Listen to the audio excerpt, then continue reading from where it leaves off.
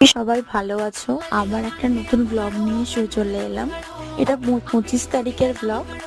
আমার মা বাবা প্রায় 6 মাস পর আমার বাড়িতে এসেছিল। সেই উপলক্ষে আমি বিরিয়ানি রান্না করছিলাম, তো সেটাই তোমাদের সাথে শেয়ার করছি।